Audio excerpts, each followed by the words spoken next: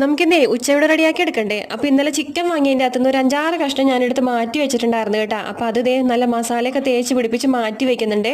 ഒപ്പം തന്നെ ഇന്ന് പച്ചക്കറി കടയിൽ പോയപ്പോഴത്തേക്കും കുറച്ചധികം പച്ചക്കറികൾ വാങ്ങിയിട്ടുണ്ട്. അപ്പോൾ അതിൽ നിന്ന് ഞാനൊരു മാങ്ങയും ചക്കക്കുരും ചെറിയൊരു കഷ്ണം കുമ്പളങ്ങയും കൂടി എടുത്തതാണ് കേട്ടോ. മാങ്ങ ചമ്മന്തി മരക്കാം, ചക്കക്കുരു നല്ല ചതച്ച മുളകിട്ട് താളിച്ചു കൊടുക്കാം, കുമ്പളങ്ങ ചാറും വെക്കാം. അപ്പോൾ ആദ്യം തന്നെ ഇതേ കുമ്പളങ്ങ ചാറ് വെക്കാൻ വേണ്ടിയിട്ട് അതിൻ്റെ തൊലിയെല്ലാം കളഞ്ഞ് ഇതേ കഴുകി കഷ്ണങ്ങളാക്കി നുറുക്കി എടുത്തിട്ടുണ്ട്. അതിന് ചട്ടിക്കകത്തോട്ടിട്ട് 2 പച്ചമുളക് കീറിയതും മഞ്ഞൾ പൊടിയും ഉപ്പും വേവാനുള്ള വെള്ളമൊക്കെ ഒഴിച്ചിട്ട് അടുപ്പത്തേക്ക് വെക്കാട്ടോ.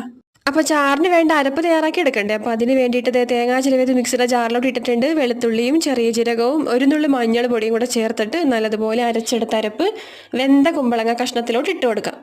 എന്നിട്ട് അത് നല്ലതുപോലെ ഇളക്കി തിള വരുന്നതിന് മുൻപ് നമുക്ക് തീ ഓഫാക്കി മാറ്റി വയ്ക്കാം. എന്നിട്ട് ഇതേ കടുക് വറുത്തിടുന്നുണ്ട് കേട്ടോ. അങ്ങനെ അതേ കുമ്പളങ്ങ ചാറാക്കി എടുത്തിട്ടുണ്ട്. നമുക്കിനി ചക്കക്കുരുവിൻ്റെ പണി നോക്കണം. അപ്പോൾ അതിന് മുൻപായിട്ട് നമ്മൾ മസാലയൊക്കെ തേച്ച് പിടിപ്പിച്ച ചിക്കൻ ഇല്ലേ, അത് നല്ല സെറ്റായിട്ട് ഇരിപ്പുണ്ട്. അപ്പോൾ അത് ആദ്യം ഞാൻ ചെറുതീയിൽ വറുക്കാൻ വേണ്ടി ഇട്ട് കേട്ടോ. എന്നിട്ട് ആദ്യം അവിടെ നിന്നുകൊണ്ട് ഞാൻ കുറച്ച് ചക്കക്കുരുവൊക്കെ പൊളിച്ചു. പിന്നെ എനിക്ക് മനസ്സിലായി ഇനി ഇവിടെ നിന്ന് നടുവ് കിടക്കണ്ട, പോയി ഇരുന്ന് പൊളിക്കാമെന്ന്. അങ്ങനെ അവിടെ പോയി ഇരുന്നേച്ചും ചക്കക്കുരുവെല്ലാം തോടെല്ലാം കളഞ്ഞെടുത്തിട്ടുണ്ടേ.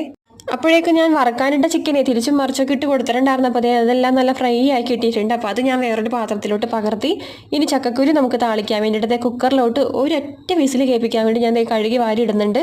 അതിലോട്ട് ഒരു ഇച്ചിരി ഉപ്പും കൂടി ഇട്ട് വേവാനുള്ള വെള്ളവും ഒഴിച്ച് അടുപ്പത്തേക്ക് വെക്കുന്നുണ്ട് കേട്ടോ. ഇനിയിപ്പോൾ നമുക്ക് ചമ്മന്തിക്കുള്ള പണി നോക്കാട്ടോ. അപ്പോൾ മാങ്ങയുടെ തൊലിയെല്ലാം കളഞ്ഞെടുക്കുന്നുണ്ട്. എനിക്ക് ചമ്മന്തിയോട് വലിയ താല്പര്യമില്ല കേട്ടോ. പക്ഷേ ഇവിടെ എല്ലാവർക്കും ഇഷ്ടമാണ്. എനിക്കിഷ്ടമല്ലെന്നും പറഞ്ഞിട്ട് ഞാൻ ഉണ്ടാക്കാതിരിക്കേണ്ട കാര്യമില്ലല്ലോ. ഇവിടെ കഴിക്കാൻ വേറെ ആൾക്കാരുണ്ടല്ലോ. പണ്ട് എനിക്ക് തോന്നുന്നു ഞാൻ പിന്നെയും ചമ്മന്തി കഴിക്കുമായിരുന്നു. കാരണം എൻ്റെ അമ്മുമ്മ നമ്മൾക്ക് കല്ലുണ്ടല്ല, അരകല്ലിലിട്ട് മാങ്ങാ ചമ്മന്തി അരച്ചും അതിൽ പിന്നെ പറ്റിപ്പിടിച്ചിരിക്കണം. അതിൻ്റെ അതോട്ട് അമ്മ ഒരു കയ്യിൽ ചോറ് നല്ല ചൂട് ചോറ് എടുത്തേച്ചും കുഴച്ചേച്ചും ഒരു ഉരുള വെച്ചിട്ട് എനിക്കും എൻ്റെ ചേട്ടനൊക്കെ തരുമായിരുന്നു കേട്ടോ. അപ്പം ഞാൻ കഴിക്കുമായിരുന്നു. പക്ഷെ ഇപ്പം എനിക്ക് എന്തോ വലിയ ഇഷ്ടമല്ല.